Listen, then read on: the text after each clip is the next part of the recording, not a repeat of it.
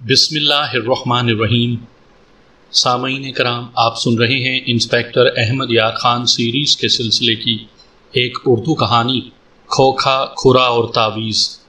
یہ اس سلسلے کی پہلی قسط ہے۔ مجھے امید ہے آپ کو میری یہ کاوش پسند آئے گی۔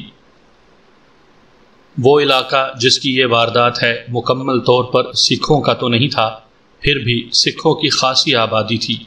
یہ دوآبے کے علاقے سے ملا ہوا تھا۔ دوآبہ سکھوں کا علاقہ ہے جہاں آج کل سکھ ہندوؤں کے خلاف دہشت گردی میں مصروف ہیں۔ وہاں یعنی بھارتی پنجاب میں سکھوں کی اکثریت کا یہ حساب رہا ہے کہ یہ لگتا ہی خالصتان یا سکھستان ہے۔ اگر یہ واردات بلکہ دو وارداتیں صرف سکھوں کی ہوتی تو میں جگہوں کے اور افراد کے نام بھی لکھ دیتا، لیکن ان وارداتوں کا زیادہ تعلق دو مسلمان خاندانوں کے ساتھ ہے، اس لیے میں جگہوں اور افراد کے نام تبدیل کر رہا ہوں۔ میں جانتا ہوں کہ میرے کچھ سننے والے بے مزگی محسوس کرتے ہیں کہ میں اصل نام اور واردات کا علاقہ نہیں بتاتا۔ میں ان سامعین سے گزارش کرتا ہوں کہ اصل نام پوشیدہ رکھنے میں جو مصلحت ہے وہ صرف میں جانتا ہوں۔ ایسے ہزارہا خاندان سن 1947 میں ادھر سے ہجرت کر کے پاکستان میں آ کر آباد ہو گئے تھے۔ میں ان کی توہین اور بدنامی کا باعث نہیں بننا چاہتا۔ یہ لوگ میرے خلاف حتک عزت کا دعویٰ بھی کر سکتے ہیں۔ میں نے عمر کے 30-32 سال عدالتوں میں پیشیاں بھگتتے اور گواہیاں دیتے گزارے ہیں، لیکن اب اس عمر میں ہمت جواب دے گئی ہے، ورنہ دعووں مقدموں کو تو میں کچھ نہیں سمجھتا۔ ایک وجہ اور بھی ہے جو سامعین کے لیے دلچسپ ہوگی۔ ہندوستان خصوصاً مشرقی پنجاب سے جو لوگ ہجرت کر کے آئے تھے، ان میں سے زیادہ تعداد کو تو یہاں آباد ہونے میں بہت پریشانیاں کا سامنا کرنا پڑا، لیکن ایسے چالاک اور ہوشیار لوگ بھی تھے جو ادھر کچھ بھی نہیں تھے اور ادھر آ کر بہت کچھ بن گئے۔ وہاں گمنام تھے اور یہاں آ کر نامور شخصیات بن گئے۔ میں ایسے دو خاندانوں کو جانتا ہوں، دونوں کے 2-2 3-3 آدمی تھانے کے ریکارڈ پر تھے، یعنی مستقل مشتبہ تھے اور مختلف جرائم میں سزا یافتہ بھی تھے۔ ایوب خان مرحوم کے مارشل لاء کے دوران ان میں سے 2 کے ساتھ راولپنڈی میں ملاقات ہوئی۔ میں انہیں دیکھ کر حیران رہ گیا۔ ایوب خان کی تیار کی ہوئی سیاسی مشینری کے وہ اتنے اہم کل پرزے بنے ہوئے تھے کہ انہیں VIP شخصیات کا درجہ حاصل تھا۔ اگر میں ان کے ماضی کے جرائم کی کہانیاں سناؤں تو آپ کو اندازہ ہو کہ یہ کس قماش کے لوگ تھے، اور اگر میں ان کے اصل نام لکھ دوں تو یہ میرے خلاف ایسی انتقامی کارروائی کریں کہ مجھے تخریب کار قرار دے کر باقی عمر کے لیے اندر کروا دیں۔ اب تو وہ اس درجے تک پہنچ گئے ہیں جیسے ان کے بغیر پاکستان کی سیاست چل ہی نہیں سکتی۔ یہ وضاحت اس لیے ضروری سمجھی ہے کہ سامعین سمجھ لیں کہ میں جگہوں اور افراد کے نام کیوں نہیں ظاہر کیا کرتا۔ ان میں بعض خاندان ایسے ہیں جو اس وقت بھی باعزت اور تہذیب یافتہ تھے اور پاکستان میں بھی باعزت زندگی بسر کر رہے ہیں۔ ان کے ہاں حالات ایسے پیدا ہو گئے تھے، یا خاندان کی ایک نوجوان لڑکی یا لڑکا گمراہ ہو گئے اور معاملہ تھانے تک پہنچ گیا۔ میں تھانے داری کے زمانے میں بھی ایسے لوگوں کی عزت کا خیال کیا کرتا تھا اور اب بھی ان کی عزت کا خیال رکھتا ہوں۔ اب جو واردات میں سنانے لگا ہوں یہ اس طرح ہوئی تھی کہ ایک صبح تھانے میں اطلاع آئی کہ قصبے کے ایک مضافاتی گاؤں میں ایک آدمی کے گھر نقب لگی ہے اور زیورات اور کچھ رقم نکل گئی ہے۔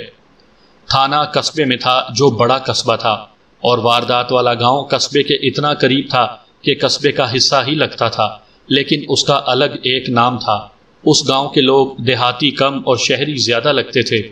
اس گاؤں کی زیادہ آبادی مسلمانوں کی تھی، سب کاشتکاری کرتے تھے اور ان میں 2-3 خاندانوں کی زمینداری بڑے پیمانے کی تھی۔ جس کے مکان میں نقب لگی تھی وہ ان چند ایک بڑے زمینداروں میں سے تھا۔ اس کی عمر 26-27 سال تھی۔ اس کا اصل نام جو کچھ بھی تھا، میں اسے مہتاب کہوں گا۔ اس کے ماں باپ مر چکے تھے، وہ ماں باپ کی اکلوتی اولاد تھا۔ اس کا مطلب یہ تھا کہ وہ باپ دادا کی جائیداد کا واحد وارث تھا۔ 1.5-2 سال پہلے اس کی شادی ہوئی تھی، ابھی تک کوئی اولاد نہیں ہوئی تھی۔ میں پہلی کہانیوں میں آپ کو سنا چکا ہوں کہ آج کل نقب کا رواج نہیں رہا، کیونکہ چوروں اور ڈاکوؤں کو اتنی مراعات اور سہولیات مل گئی ہیں کہ انہیں نقب لگانے جیسا محنت طلب کام کرنے کی ضرورت ہی نہیں پڑتی، اور گرفتاری کا بھی خطرہ نہیں۔ ہمارے وقتوں میں ڈکیتی کا ایک طریقہ نقب زنی تھا۔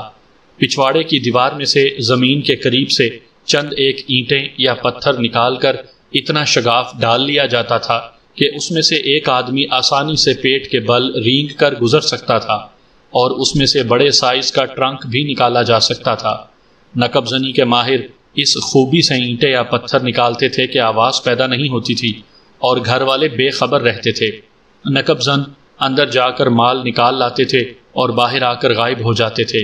نقب زنی کے ذریعے جو ڈکیتی کی واردات کی جاتی تھی اس میں گھر بھیدی لازمی ہوتا تھا، جو نقب زنوں کو پہلے بتا دیا کرتا تھا کہ فلاں کمرے اور فلاں ٹرنک میں مال پڑا ہے۔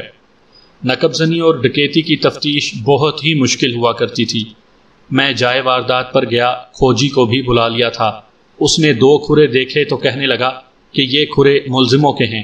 تماشائیوں نے میرے پہنچنے سے پہلے تک بہت سے کھرے اپنے قدموں تلے مسل ڈالے تھے۔ میں نے باہر سے ٹوٹی ہوئی دیوار کو غور سے دیکھا، اس کے ساتھ ساتھ زمین پر بھی دیکھا۔ عموماً زمین پر کھروں کے علاوہ کوئی نہ کوئی سراغ مل جایا کرتا ہے۔ مثلا ملزموں کی کوئی چیز جلدی میں وہاں گر جاتی ہے، لیکن وہاں کچھ بھی نہیں تھا۔ میں کمرے میں گیا، اس کمرے میں ایک بڑی پیٹی رکھی تھی، اس کے ساتھ 2 ٹرنک پڑے تھے اور ان ٹرنکوں کے اوپر 2 ٹین کے سوٹ کیس رکھے ہوئے تھے۔ ایک ٹرنک کے اوپر سے سوٹ کیس اتارے گئے اور ٹرنک کا تالا توڑا نہیں گیا تھا بلکہ اسے چابی لگا کر کھولا گیا تھا۔ ٹرنک میں سے تمام زیورات اور نقدی نکال لی گئی تھی۔ میں نے خاص طور پر دیکھا کہ ٹرنک میں سے کپڑے نہیں نکالے گئے تھے۔ مہتاب کی بیوی نے مجھے بتایا کہ زیورات اور پیسے ٹرنک میں کس کونے میں رکھے ہوئے تھے۔ اس سے مجھے یقین ہو گیا کہ ملزموں کی پارٹی میں گھر بھیدی ضرور تھا، جس نے انہیں بتایا تھا کہ فلاں ٹرنک میں فلاں جگہ مال پڑا ہوا ہے۔ اگر گھر بھیدی نہ ہوتا تو ملزم تمام ٹرنک اور سوٹ کیس کھولتے اور مال تلاش کرتے۔ اس صورت میں ٹرنکوں اور سوٹ کیسوں میں سے کپڑے وغیرہ نکالے ہوئے اور ادھر ادھر بکھرے ہوئے پڑے ہوتے۔ اس ٹرنک کا کھلا ہوا تالا ٹرنک کے قریب فرش پر پڑا تھا۔ میں نے اس تالے کی ہک میں چھڑی ڈال کر اسے اٹھایا اور کھلے ہوئے ٹرنک میں رکھ کر ٹرنک کا ڈھکنا بند کر دیا۔ تالے کو میں نے اس لیے ہاتھ نہیں لگایا تھا کہ اس پر اسے کھولنے والے کی انگلیوں کے نشانات لازمی تھے۔ انگلیوں کے نشان ٹرنک کے ڈھکنے پر بھی موجود تھے۔ ٹرنک پر گرد پڑی ہوئی تھی، اس گرد نے انگلیوں کے نشان محفوظ کر لیے تھے۔ میں نے باقاعدہ مطلوبہ کاغذی کارروائی کر کے ٹرنک تھانے بھجوا دیا اور ساتھ یہ ہدایت بھیجی کہ انگلیوں کے نشان لے کر فلور بھیج دیے جائیں۔ فلور میں فنگر پرنٹ بیورو تھا، جہاں سزا یافتہ جرائم پیشہ افراد کی 5 انگلیوں کے نشان ریکارڈ میں رکھے جاتے تھے۔ تھانوں والے ملزموں کی انگلیوں کے نشانات وہاں بھیجا کرتے تھے۔ وہاں کے ماہرین یہ دیکھتے تھے کہ یہ نشان ریکارڈ میں موجود ہیں یا نہیں۔ اگر موجود ہیں تو وہ اس آدمی کا نام اور اس کے متعلق دیگر تفصیلات لکھ کر بھیج دیتے تھے۔ یہاں میں آپ کو قدرت کا یہ کرشمہ بھی بتا دوں کہ دنیا میں کوئی 2 آدمی ایسے نہیں ملیں گے جن کی کسی بھی انگلی کے نشان آپس میں ملتے ہوں۔ یہ بھی بتا دوں کہ کسی کی انگلیوں کے نشان ریکارڈ پر نہ ہوں تو اسے پکڑنا ناممکن ہوتا ہے۔ اگر وہ پکڑا جائے تو اس کی انگلیوں کے نشان ملا کر یہ تصدیق ہو جاتی ہے کہ یہ اصل مجرم ہے۔ نقب زنی اور ڈکیتی انتقامی کارروائی بھی ہوتی ہے، لیکن ایسی واردات سینکڑوں میں ایک ہوتی ہے۔ آپ کو 2-3 ایسے واقعات بھی سنائے ہیں کہ گھر کی جوان لڑکی نے ہی نقب لگوائی اور مال نکلوا دیا۔ اس واردات میں بھی میں نے ان دونوں شکوک کو سامنے رکھا اور دیکھا کہ اس گھر کے کتنے افراد ہیں۔ وہاں صرف میاں بیوی تھے، یعنی مہتاب اور اس کی بیوی۔ اس کی بیوی بری طرح رو رہی تھی۔ وہ کہتی تھی کہ میرا تمام زیور نکل گیا ہے، نہ میکے کا رہا نہ سسرال کا۔ اتنے زیادہ پیسے جمع کیے ہوئے تھے وہ بھی نکل گئے۔ اس کے خامن پر خاموشی طاری تھی، اس خاموشی سے ہی اس کا غم ظاہر ہوتا تھا۔ میرا یہ شک رفع ہو گیا کہ گھر کے کسی فرد نے ہی یہ واردات کرائی ہوگی۔ یہ شک رفع کرنے سے پہلے میں نے مہتاب کو الگ کر کے پوچھا تھا کہ اس کی بیوی کے ساتھ اس کے تعلقات خوشگوار ہیں یا کوئی گڑبڑ ہے۔ اس نے جو جواب دیا تھا اس سے میں اس کی بیوی پر شک نہیں کر سکتا تھا۔ مہتاب سے میں نے یہ بھی پوچھا تھا کہ اس کا کوئی دشمن تو نہیں۔ اس نے بڑے پختہ لہجے میں جواب دیا تھا کہ اس کی کسی کے ساتھ کوئی دشمنی نہیں۔ اس نے یہ بھی کہا تھا کہ وہ تنہا آدمی ہے، اس لیے سب کے ساتھ بنا کر رکھتا ہے۔ مہتاب کا سسر اور سالے بھی گھر کی عورتوں کے ساتھ وہاں آئے ہوئے تھے۔ وہ سب ماتمی کیفیت میں تھے۔ ان سب سے میں نے الگ الگ کچھ نہ کچھ پوچھا تھا اور ان سے مجھے کوئی سراغ نہیں ملا تھا۔ میں نے ان میں سے ہر ایک سے یہ سوال پوچھا تھا کہ مہتاب کی کسی کے ساتھ خاندانی یا ذاتی دشمنی سب نے کہا تھا کہ مہتاب کی کسی کے ساتھ کوئی دشمنی نہیں، مہتاب سیدھا آدمی ہے۔ مہتاب کے بڑے سالے نے کہا تھا باہر اپنا روب داب رکھنے کی کوشش کرتا ہے لیکن بگاڑتا کسی کے ساتھ نہیں، ہمیں اس کی یہی عادت اچھی لگی تھی کہ دشمنی عداوت نہیں رکھتا۔ مہتاب کے سسر نے کہا تھا اس کی اسی عادت کے پیچھے ہم نے اپنی بیٹی اس کے ساتھ بیاہ دی تھی۔ کیا تمہاری بیٹی اس کے ساتھ خوش ہے؟ میں نے پوچھا تھا۔ ہاں جی، سسر نے جواب دیا، وہ تو اس گھر میں راج کرتی ہے اور اپنی مرضی چلاتی ہے۔ میرے پاس اب تفتیش کا ایک ہی طریقہ رہ گیا تھا، اس پر عمل کرنے کے لیے میں تھانے چلا گیا اور ریکارڈ دیکھا کہ میرے علاقے میں نقب زن اور پیشہ ور ڈکیت کون کون ہیں، پھر حکم جاری کیا کہ ان سب کو تھانے طلب کیا جائے اور مجھے بتایا جائے کہ کون کون غیر حاضر ہے۔ اس دور میں ہر جرم کے پیشہ ور الگ الگ تھے، نقب زن ہر کوئی نہیں ہوتا تھا، کفل شکن کوئی اور جرم نہیں کرتے تھے، راہزن صرف راہزنی کی وارداتیں کرتے تھے۔ یوں کہہ لیں کہ جرائم پیشہ لوگوں نے الگ الگ جرم میں مہارت حاصل کر رکھی تھی اور وہ وہی جرم کرتے تھے۔ میں نے احتیاطاً 3 پیشہ ور ڈکیتوں کو بھی بلا لیا۔ یہ لوگ شام کے وقت آنا شروع ہوئے اور میں نے ایک پرانے ہیڈ کانسٹیبل کو ساتھ لے کر تفتیش شروع کر دی۔ میں نے آپ کو پہلے کہانیوں میں بتایا ہے کہ پیشہ وروں کے ساتھ تھانے دار پوچھ گچھ کا دوسرا طریقہ اختیار کیا کرتے تھے جو دراصل تیسرا طریقہ ہوتا تھا۔ اسے پولیس کی زبان میں 3rd ڈگری کہا جاتا ہے۔ ان کے ساتھ زبان کا جادو چلا کر سودے بازی بھی کر لی جاتی تھی۔ یہ لوگ حیرت انگیز طور پر چالاک اور استاد ہوتے تھے۔ انہوں نے اپنے جسموں کو اتنا مضبوط بنایا ہوا ہوتا تھا کہ ایذا رسانی کو جانوروں کی طرح برداشت کر لیا کرتے تھے۔ اگلے 3 روز ان کے ساتھ گزرے۔ میں، میرا جونیئر سب انسپیکٹر اور ASI دن رات ان کے ساتھ مصروف رہے۔ ان میں 2 غیر حاضر تھے، وہ آئے تو ان کے ساتھ زیادہ وقت صرف ہوا۔ ان تمام مشتبوں کے گھروں کی تلاشی لی گئی۔ قصبے کے سناروں کو درے پردہ کہا گیا کہ ان میں سے کسی کے پاس بکنے کے لیے زیور آئے تو وہ اس آدمی کا عطا پتہ معلوم کر کے زیور لے لے اور تھانے اطلاع دے دے۔ ہر سنار چوری کے زیورات نہیں خریدا کرتا تھا، لیکن کوئی سنار خرید بھی لیتا تھا تو پتہ نہیں چلتا تھا کیونکہ وہ فوراً زیورات توڑ پھوڑ کر ڈھال لیتے تھے۔ مختصر یہ کہ سناروں کے پاس گئے ہوئے زیورات کا سراغ لگانا تقریباً ناممکن ہوتا تھا۔ میں نے ان 3 دنوں میں اور افراد سے بھی پوچھ گچھ کی۔ یہ 2 عورتیں تھیں اور ایک لڑکا جس کی عمر 14-15 سال تھی۔ یہ غریب سا لڑکا تھا جو زیادہ تر مہتاب کے گھر کام کرتا اور رات کو اپنے گھر چلا جاتا تھا۔ دونوں عورتیں بھی اس لڑکے کی کلاس کی تھیں۔ سارے بڑے زمینداروں کے گھروں کی نوکری چاکری اور خدمت ان کا فرض ہی نہیں بلکہ ان کی زندگی کا مقصد ہی یہی تھا۔ انہیں کوئی باقاعدہ تنخواہ نہیں ملتی تھی۔ دونوں عیدوں پر کچھ پیسے مل جاتے تھے اور انہیں بڑے گھروں سے روٹی اور کپڑے بھی ملتے تھے، لیکن یہ کپڑے وہ ہوتے تھے جو ان بڑے گھروں کی عورتیں پھینک دیتی تھیں۔ عموماً اس قسم کی عورتوں کی آمدنی کے ذریعے کچھ اور بھی ہوتے تھے، لیکن یہ ذریعے خفیہ ہوتے تھے۔ ان میں خفیہ پیغام رسانی بھی ایک ذریعہ تھا۔ میں یہ معلوم کرنے کی کوشش کر رہا تھا کہ ان میں کوئی گھر بھیدی ہے یا نہیں۔ ظاہر ہے انہوں نے تو انکار ہی کرنا تھا، جو انہوں نے کیا بھی، اور میں نے زیادہ تر سوالوں اور جراح کے ذریعے اور کچھ اپنے ہاتھ استعمال کر کے انہیں اقبال جرم پر لانے کی کوشش کی، لیکن تینوں نے پھر بھی اقبال جرم نہ کیا۔ لڑکا تو بہت ہی سیدھا بلکہ بدھو معلوم ہوتا تھا، لیکن دونوں عورتیں اس جیسی سیدھی نہیں لگتی تھیں۔ ان دونوں میں سے ایک زیادہ چالاک تھی۔ اس کی عمر تقریباً 35 سال تھی۔ اس کا لالی سے ملتا جلتا کوئی نام تھا۔ اس قسم کی عورتوں کو پولیس والے زیادہ اچھی طرح سمجھتے تھے۔ اس کے ساتھ کی عورت کو میں نے بڑی اچھی طرح دیکھ لیا تھا۔ وہ مجھے ہر شخص سے صاف نظر آتی تھی۔ میں نے لالی کو نہ چھوڑا۔ مجھے بڑا پختہ شک تھا کہ یہ عورت کچھ نہ کچھ جانتی ہے اور اس سے مجھے تفتیش میں مدد مل سکتی ہے۔ دیکھو لالی، میں نے کہا، تمہارے متعلق مجھے دوسروں سے وہ سب کچھ معلوم ہو جائے گا جو تم چھپانے کی کوشش کر رہی ہو۔ اپنے آپ کو پھنسانے کی ترکیبیں نہ سوچو۔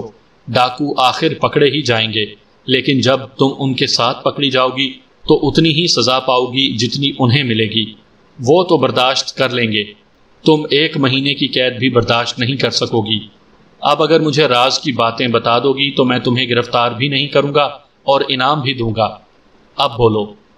میں کیا بولوں؟ اس نے کہا، آپ ہی بتائیں میں کیا بولوں۔ تمہیں معلوم تھا کہ زیور اور پیسے کون سے ٹرنک میں رکھے ہوئے ہیں؟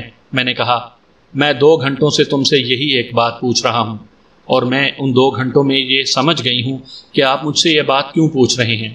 اس نے کہا، آپ مجھ پر یہ شک کر رہے ہیں کہ میں نے ڈاکوؤں کو بتایا ہے کہ زیور اور پیسوں والا ٹرنک کس کمرے میں رکھا ہے اور اس میں زیور اور پیسے کہاں پڑے ہوئے ہیں۔ آپ خود سوچیں کہ ڈاکوؤں سے مجھے کیا ملنا تھا۔ وہ مجھے جتنی بھی رقم دیتے وہ ایک ہی بار دیتے۔ میں نے وفا تو ان کے ساتھ کرنی ہے جو میرے خاوند اور 3 بچوں کا پیٹ بھر رہے ہیں۔ یہی لوگ ہمارا تن ڈھانکتے ہیں۔ میرا مرنا جینا تو ان لوگوں کے ساتھ ہے۔ میں تمہیں اتنی جلدی چھوڑوں گا نہیں لالی، میں تمہیں سوچنے کا موقع دوں گا، میں نے کہا۔ یہ عورت بڑے پختہ لہجے میں بولتی تھی، اس کے ہونٹوں پر ہلکی سی مسکراہٹ تھی۔ کبھی تو مجھے شک ہوتا تھا کہ جیسے یہ عورت میرا مذاق اڑا رہی ہو۔ اس کا رنگ صاف تھا اور شکل و صورت بھی بڑی اچھی تھی، خوش طبع لگتی تھی، زبان کا جادو چلانا بھی جانتی تھی۔ یہ حلیہ اور یہ انداز ایک عیار عورت کا تھا، میں اس پر اعتبار نہیں کر سکتا تھا۔ میں نے آپ کے سوالوں کے جو جواب دیے یہ بالکل سچ ہیں، اس نے کہا۔ میں آپ کو بتا چکی ہوں کہ میں جانتی تھی کہ مہتاب کی بیوی زیور اور پیسے کون سے ٹرنک میں رکھتی ہے، لیکن مجھے یہ معلوم نہیں تھا کہ ٹرنک میں وہ یہ چیزیں کس جگہ رکھتی ہے۔ اتنا کہہ کر وہ خاموش ہو گئی۔ اس کی نظریں میرے چہرے پر ٹھہر گئیں۔ چند سیکنڈ بعد اس نے کہا، اگر آپ کچھ اور جاننا چاہتے ہیں تو میں وہ بتا دیتی ہوں۔ ان باتوں کا ڈکیتی کے ساتھ کوئی تعلق تو نہیں، پھر بھی بتا دیتی ہوں۔ ہاں بتاؤ، میں نے کہا۔ مہتاب کی بیوی پروین کا دل مہتاب کے ساتھ نہیں، لالی نے کہا۔ اس کی در پردہ یاری دوستی گاؤں کے ایک اور آدمی کے ساتھ ہے جس کا نام شمشیر ہے۔ پروین شمشیر سے ملتی ملاتی رہتی ہے اور یہ میل ملاقات میری معرفت ہوتی ہے، لیکن میں آپ کو یہ یقین کے ساتھ بتاتی ہوں کہ ان کی یہ یاری دوستی بڑی صاف ستھری محبت ہے۔ اسے آپ اس طرح کی دوستی نہ سمجھنا جو عام طور پر لوگ لگاتے ہیں۔ یہ تو میں کبھی نہیں مانوں گا، میں نے کہا۔ کسی شادی شدہ عورت کی کسی غیر آدمی کے ساتھ محبت صاف ستھری نہیں ہو سکتی۔ ان کی جگہ میں قسم تو نہیں کھا سکتی، لالی نے کہا۔ میں ایک بات جانتی تھی، وہ آپ کو بتا دی۔ مہتاب کے ساتھ اپنی بیوی کا رویہ کیسا رہتا ہے، میں نے پوچھا۔ ان میں لڑائی جھگڑا رہتا ہوگا؟ ان کا لڑائی جھگڑا کبھی نہیں ہوا، لالی نے جواب دیا۔ اتنا ضرور ہے کہ پروین اپنے خاوند پر غالب رہتی ہے اور خاوند اس کا غلام بنا رہتا ہے۔ وہ پروین کو ہر طرح خوش رکھنے کی کوشش کرتا ہے۔ میں نے کبھی نہیں دیکھا کہ پروین کبھی مہتاب کے ساتھ غصے یا نفرت سے بولی ہو۔ کیا شمشیر شادی شدہ ہے؟ نہیں، لالی نے جواب دیا، وہ بھی ماں باپ کا شہزادہ بیٹا ہے۔ میں نے اپنے ایک شک کے پیش نظر لالی سے کچھ اور باتیں جو شمشیر اور پروین کی دوستی سے تعلق رکھتی تھیں وہ پوچھی۔ میرا شک رفع ہو گیا۔ میری تفتیش کے لیے یہ باتیں بے معنی تھیں کہ واردات والے گھر کی عورت کی دوستی کسی اور کے ساتھ ہے۔ میں اس وقت گھر بھیدی کا کھوج لگا رہا تھا، لیکن ان تینوں میں مجھے کوئی گھر بھیدی نظر نہیں آیا تھا۔ قصبے کے سناروں کو بھی ڈرایا دھمکایا۔ سب نے کہا کہ ان تک ابھی کوئی ایسا زیور نہیں پہنچا۔ میں نے انہیں مسروقہ زیورات کی تفصیل مہتاب اور اس کی بیوی سے پوچھ کر بتا دی تھی۔ میں پہلے بتا چکا ہوں کہ چوری، ڈکیتی اور نقب زنی جیسی واردات کی تفتیش آسان نہیں ہوتی۔ اس واردات کی تفتیش بھی لٹکتی جا رہی تھی۔ میں نے یہ کیس اپنے جونیئر سب انسپیکٹر کو دے دیا اور خود دوسرے کاموں میں مصروف ہو گیا۔ مجھے روز بروز رپورٹ مل جاتی تھی کہ تفتیش کہاں تک پہنچی ہے اور کارگزاری کیا ہے۔ 7-8 روز مزید گزر گئے۔ نقب زنی کی اس واردات کو 15-16 دن گزر چکے تھے۔ ایک روز صبح 9 بجے کا وقت ہوگا کہ 3 آدمی تھانے میں یہ اطلاع لے کر آئے کہ گاؤں کے ایک آدمی کو گولی مار کر ہلاک کر دیا گیا ہے۔ لاش گاؤں سے تقریباً 1 میل دور پڑی ہوئی بتائی گئی اور مقتول کا نام شمشیر بتایا گیا۔ میں شمشیر کے نام پر ذرا سا چونکا۔ ذہن پر زور دیا تو یاد آیا کہ لالی نے ایک شمشیر کا ذکر کیا تھا۔ میں نے رپورٹ لانے والوں سے پوچھا کہ گاؤں میں اس کے علاوہ اور کوئی شمشیر بھی ہے۔ انہوں نے بتایا کہ گاؤں میں ایک ہی شمشیر تھا۔ عمر 26 سال کے لگ بھگ بتائی گئی اور یہ بھی کہ مقتول نے ابھی شادی نہیں کی تھی۔ مجھے خیال آیا کہ یہ وہی شمشیر ہے۔ رپورٹ دینے والا شمشیر کا باپ تھا اور اس کے ساتھ وہ 2 آدمی تھے جنہوں نے لاش دیکھی تھی اور گاؤں میں اطلاع دی تھی۔ یہ دونوں آدمی اس گاؤں کے قریب ہی ایک چھوٹے سے گاؤں میں رہتے تھے اور وہ مقتول کے گاؤں کے لوگوں کو جانتے پہچانتے تھے۔ میں نے وہی سوالات پوچھے جو قتل کی FIR تحریر کرنے سے پہلے پوچھے جاتے ہیں۔ میں نے آخر میں پوچھا کہ کسی پر شک؟ ہاں جناب، شمشیر کے باپ نے کہا، ان دو آدمیوں نے قاتل کو دیکھا ہے، وہ مہتاب ہے۔ کون سا مہتاب؟ میں نے پوچھا۔ وہ تو نہیں جس کے گھر نقب لگی تھی؟ ہاں حضور، شمشیر کے باپ نے جواب دیا، وہی ہے۔ پہلے یہ بتاؤ، میں نے ان دونوں آدمیوں سے کہا، تم نے مہتاب کو کہاں دیکھا تھا؟ ان دونوں نے جو بیان دیا وہ اس طرح تھا کہ یہ دونوں مقتول کے گاؤں کی طرف آ رہے تھے، انہوں نے ایک فائر کی آواز سنی لیکن ادھر کوئی توجہ نہ دی۔ انہیں معلوم تھا کہ پرندوں کا کوئی شکاری ہوگا۔ فائر کے تھوڑی ہی دیر بعد مہتاب ایک ٹیلے کی اوٹ سے نکلا، اس کے ہاتھ میں ایک نالی شکاری بندوق تھی۔ وہ ان دونوں سے تقریباً 400 گز دور تھا۔ مہتاب نے ان کی طرف دیکھا اور دوسری طرف چلا گیا۔ 4-5 درخت اکٹھے تھے، ان کے نیچے جا کر اس نے درختوں میں ایک کارتوس فائر کیا اور ایک پرندہ گرا۔ اس نے پرندہ ذبح کیا اور آگے چلا گیا۔ ان دونوں آدمیوں نے اس ٹیلے کے قریب سے ہی گزرنا تھا جس کی اوٹ سے مہتاب سامنے آیا تھا۔ یہ علاقہ نشیب و فراز والا تھا۔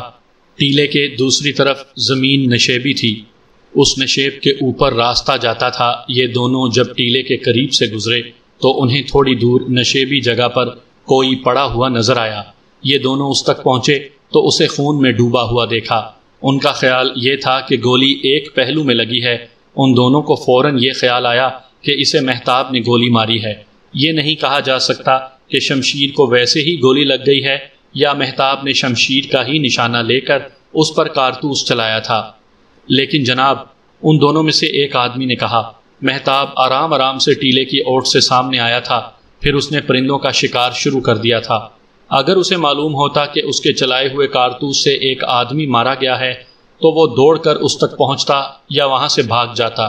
اگر اس نے قتل کی نیت سے شمشیر پر کارتوس چلایا تھا تو بھی اسے بھاگ یا کھسک جانا چاہیے تھا، لیکن اس کی چال ڈھال سے پتہ چلتا تھا کہ اسے معلوم ہی نہیں کہ اس کے کارتوس سے ایک آدمی مارا گیا ہے۔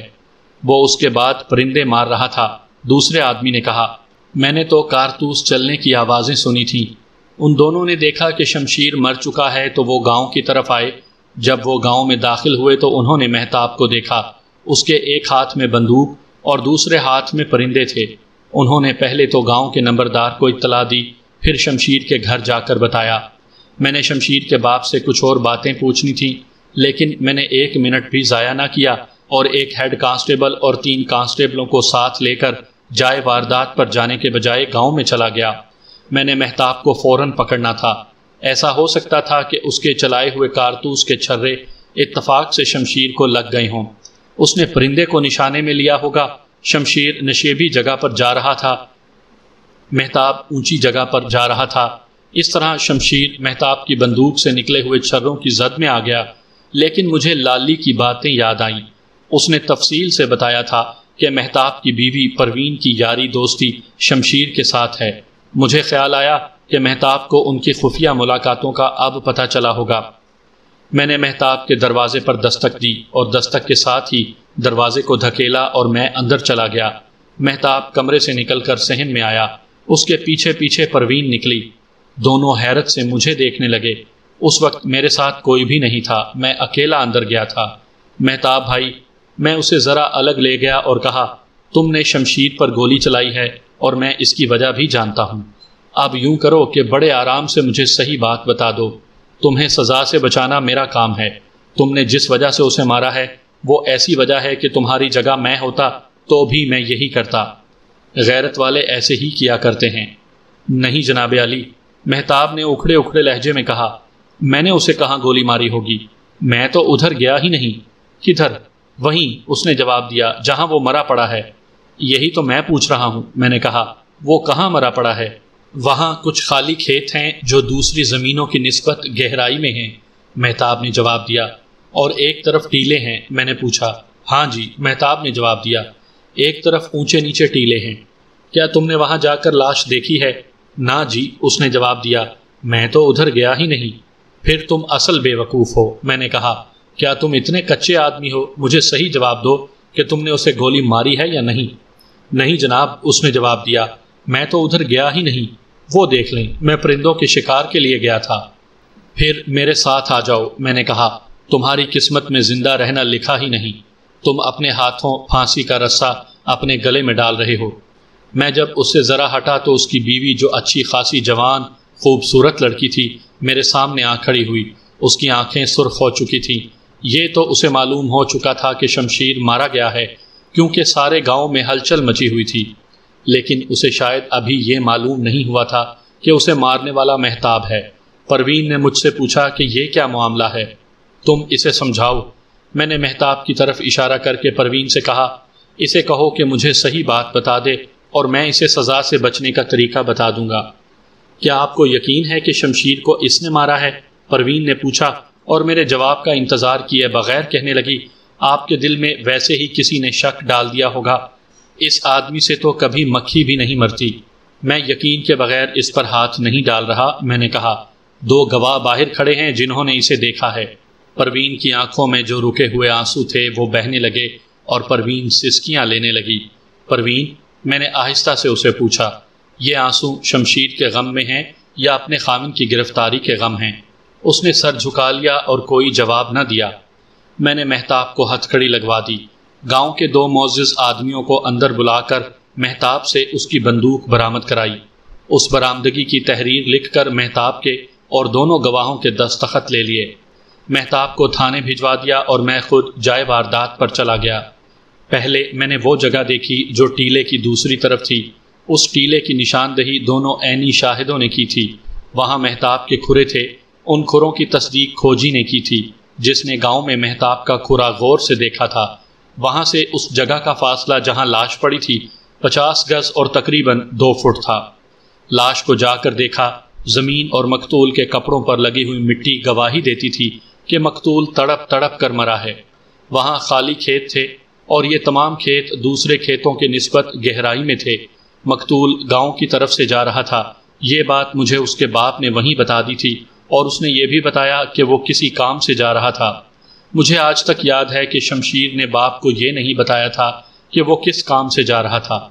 میں نے لاش پوسٹ مارٹم کے لیے بھجوا دی اور جن 2 آدمیوں نے مہتاب کو دیکھا تھا ان کے علاوہ مجھے جس کی ضرورت تھی ان سب کو اپنے ساتھ میں تھانے لے گیا۔ سب سے پہلے نمبردار کو اپنے دفتر میں بٹھا کر پوچھا کہ شمشیر، مہتاب اور پروین کے متعلق وہ کیا جانتا ہے۔ اس نے بتایا کہ شمشیر اور پروین کے تعلقات پروین کی شادی کے پہلے کے ہیں۔ پروین کے متعلق اس نے بتایا کہ تیز ترار اور نڈر سی لڑکی ہے، لیکن شمشیر کے سوا کسی اور کے ساتھ اس کا ایسا ویسا تعلق نہیں۔ میں حیران ہوں کہ مہتاب نے شمشیر کو قتل کیا ہے۔ نمبردار نے کہا، یہ تو ڈرپوک سا آدمی ہے، اپنی بیوی کے آگے سجدے کرتا رہتا ہے۔ میں نے تو سنا ہے کہ یہ بڑی جائیداد کا مالک ہے۔ میں نے کہا، اسے اتنا ڈرپوک نہیں ہونا چاہیے، نہ اسے بیوی کی غلامی کرنی چاہیے۔ اکیلا ہے بیچارہ، نمبردار نے کہا۔ اس کی عمر 13-14 سال تھی جب اس کی ماں مر گئی تھی۔ اس وقت تک یہ بڑا ہی شرارتی اور دلیر لڑکا ہوا کرتا تھا۔ ماں کے مرنے کے بعد اسے ایسی چپ لگی کہ بولتا ہی نہیں تھا۔ اس نے اسکول جانا بھی چھوڑ دیا۔ اتنا شرارتی اور دلیر لڑکا بالکل ہی مر کے رہ گیا۔ 3-3.5 سال بعد اس کا باپ بھی مر گیا۔ ماں باپ کا اکلوتا تھا۔ گاؤں کے لوگ اسے دیکھ کر افسوس کرتے تھے کہ اتنا ہنسنے کھیلنے والا چلبلا لڑکا پاگل ہوتا جا رہا تھا۔ اس وقت یہ جوان ہو چکا تھا۔ گاؤں کے لڑکے اسے چھیڑتے تھے تو یہ رو پڑتا یا سہم جاتا تھا۔ اس کا کوئی قریبی رشتہ دار نہیں۔ کوئی بھی نہیں، نمبردار نے جواب دیا۔ اس کا باپ بھی اپنے ماں باپ کا اکلوتا تھا۔ میں نے 2-3 آدمیوں کو ساتھ ملا کر مہتاب کو تسلی دلاسے دینے شروع کر دیے۔ اس سے اس کے حوصلے میں کچھ جان آ گئی اور آہستہ آہستہ یہ ٹھیک تو ہو گیا، لیکن اس میں جوانوں والی شوخی اور جوش پیدا نہ ہو سکا۔ اس کے گھر میں نوکر اور ایک نوکرانی تھی، وہی اس کے لیے ہانڈی روٹی کرتے تھے۔ جو انسان ماں باپ کے پیار سے محروم ہو جائے اس کا یہی حال ہوتا ہے۔ میں نے کہا، یہ آپ نے ٹھیک کہا ہے۔ نمبردار نے کہا، یہ ہر کسی کے پاس بیٹھتا اور کوشش کرتا تھا کہ یہ آدمی اس کے ساتھ پیاری پیاری باتیں کرے۔ شاید یہی وجہ تھی کہ گاؤں کے کسی بھی آدمی نے کہہ دیا کہ مہتاب ذرا میرے ساتھ آنا، ایک کام ہے۔ مہتاب اس کے ساتھ چل پڑتا۔ اس کی شادی کس نے کروائی تھی؟ میں نے پوچھا۔ اپنی برادری کا ایک گھر ہے، نمبردار نے جواب دیا۔ انہوں نے میرے ذریعے اپنی بیٹی کا رشتہ مہتاب کو دیا تھا۔ نمبردار نے ذرا آگے ہو کر آہستہ سے کہا، ملک صاحب، اس لڑکی کا رشتہ شمشیر کو مل رہا تھا، لیکن شمشیر اپنا سر اونچا رکھنے والا آدمی تھا، اپنی منواتا تھا اور کسی کی پرواہ نہیں کرتا تھا۔ ویسے بھی چھچھورا سا آدمی تھا۔ پروین کے ماں باپ نے پروین کا رشتہ مہتاب کو اس لیے نہیں دیا کہ شمشیر ٹھیک آدمی نہیں تھا۔ شمشیر ایسا برا بھی نہیں تھا، لیکن انہوں نے یہ سوچا کہ مہتاب تنے تنہا ہے اور دب کے رہنے والا آدمی ہے، اور ساری زمین اس اکیلے کے نام پر ہے اور اسے آسانی سے اپنے انگوٹھے کے نیچے رکھا جا سکتا ہے۔ نمبردار سے میں نے کچھ باریک باتیں بھی پوچھی تھی۔ اسے اٹھا کر میں نے مہتاب کو بلایا اور اسے ایک بار پھر کہا کہ وہ اقبالی بیان دے دے، لیکن وہ ابھی تک انکار کر رہا تھا۔ کیا تم اس سے بھی انکار کر سکتے ہو کہ ان دو آدمیوں نے جو باہر بیٹھے ہوئے ہیں تمہیں دیکھا تھا؟